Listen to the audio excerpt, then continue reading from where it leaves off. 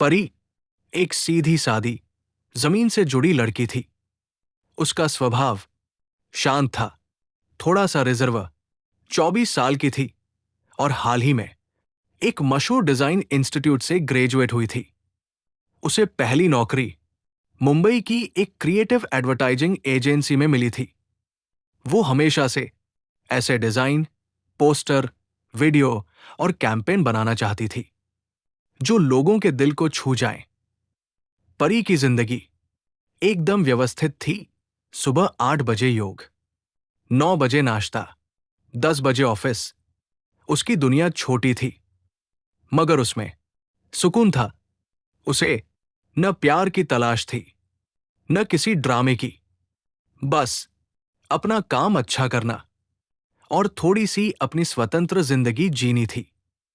फिर एक दिन उसकी जिंदगी में दीप आया। दीप एजेंसी का सीनियर कॉपीराइटर था। स्मार्ट, चतुर, आत्मविश्वासी। जब वो मीटिंग रूम में बैठता, सब ध्यान से उसकी बातें सुनते।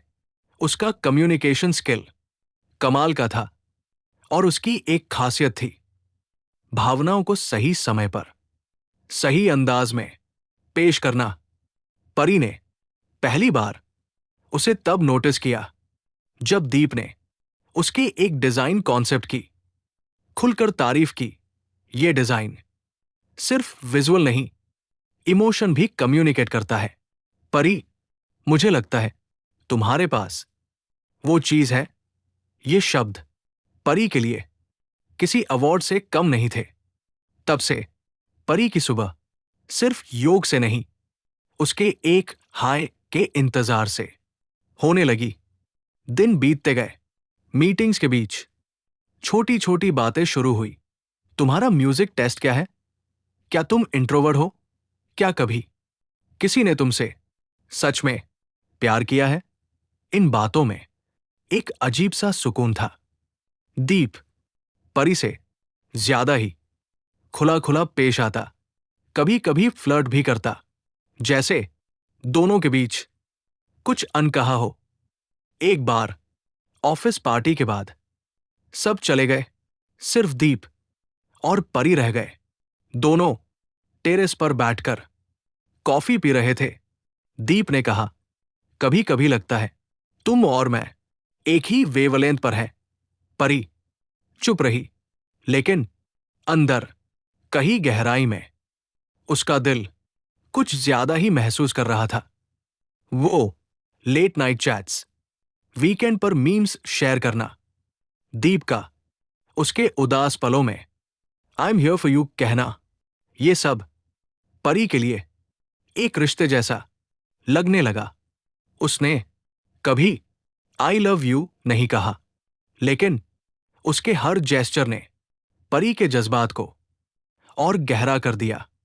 परी हर बार दीप को मैसेज करती, कभी वो तुरंत जवाब देता, कभी अनदेखा कर देता, कभी कहता तुमसे बात करके सुकून मिलता है, कभी गुस्से में बोल देता तुम मुझे ओवरथिंकर बना देती हो।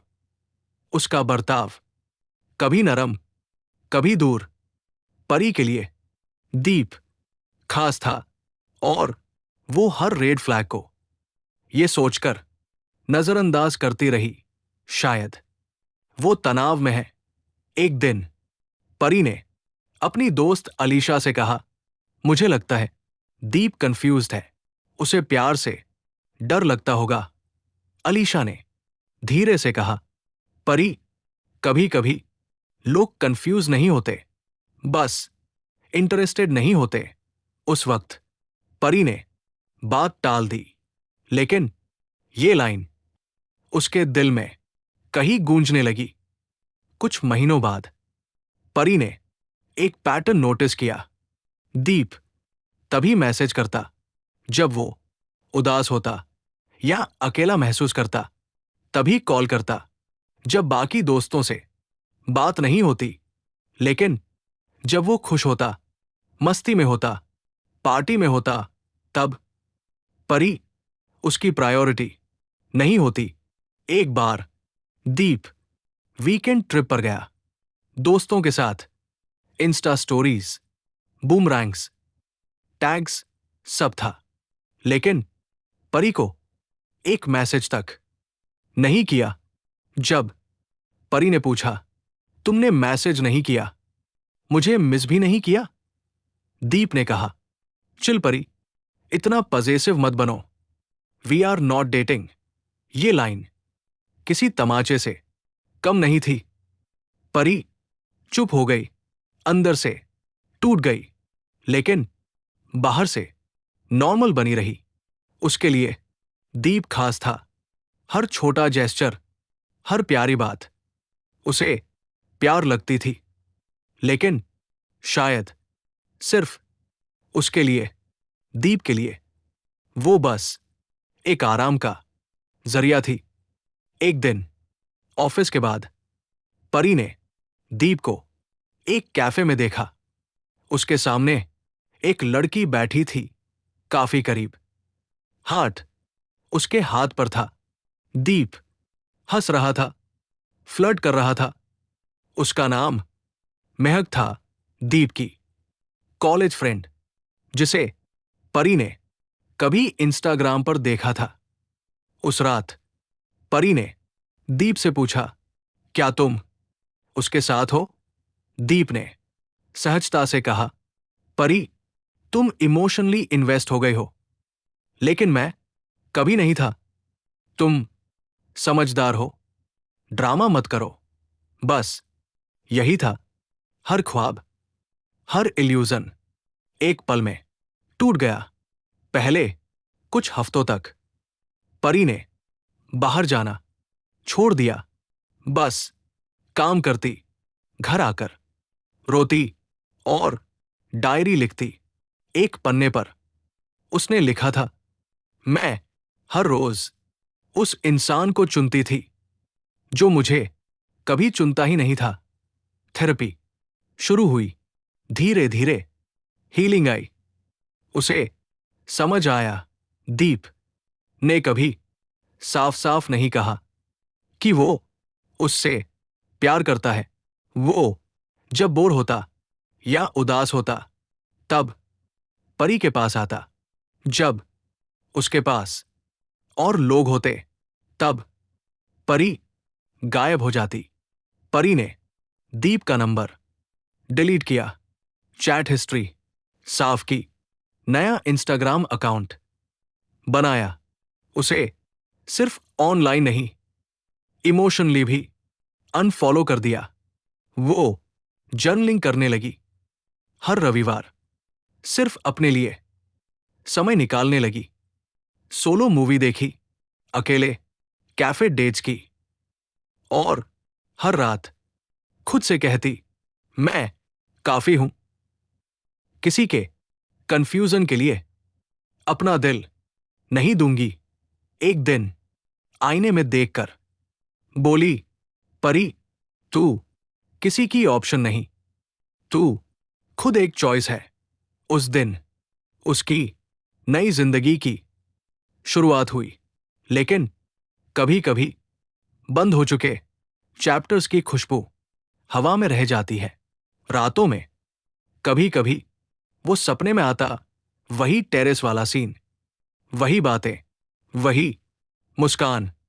परी उठ जाती, थोड़ा रो लेती, पर अब फर्क ये था, वो खुद को संभाल लेती थी।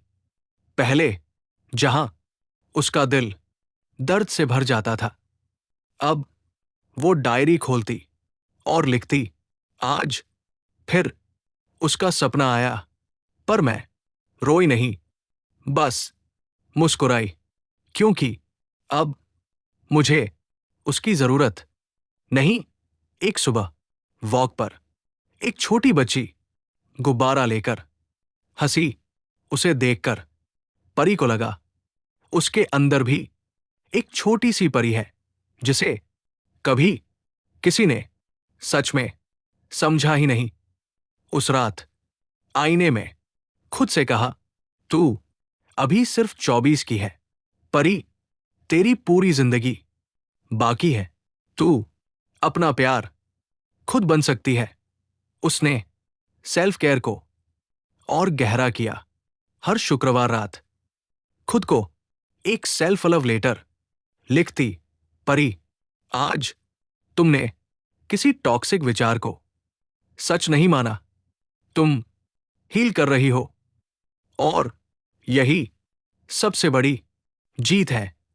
एक बार नया सहकर्मी अनिरुद्ध मिला, आदर करने वाला, कोमल स्वभाव का। उसने कहा, तुम किसी ऐसी लगती हो जिसने बहुत कुछ सहा है, लेकिन फिर भी खूबसूरती से खुद को संभाल रखा है। परी बस मुस्कुरा दी। अब पहले जैसा दिल नहीं धड़कता था। अब वो समझ चुकी थी, नेक होना प्यार का सबूत नहीं होता। प्यार तब होता है जब तुम किसी के लिए ऑप्शन नहीं, प्रायोरिटी बन जाओ। उसने अपनी कलाई पर टैटू बनवाया, एक टूटा हुआ दिल जिसमें से एक फूल उग रहा था। ये वो दर्द है, उसने कहा, जिससे मैंने खुद को जन्म दिया। उसने कभी मुझसे प्यार नहीं किया, लेकिन मैंने अपने दर्द से प्यार करना सीख लिया और अब मुझे सिर्फ अपने होने पर गर्व है।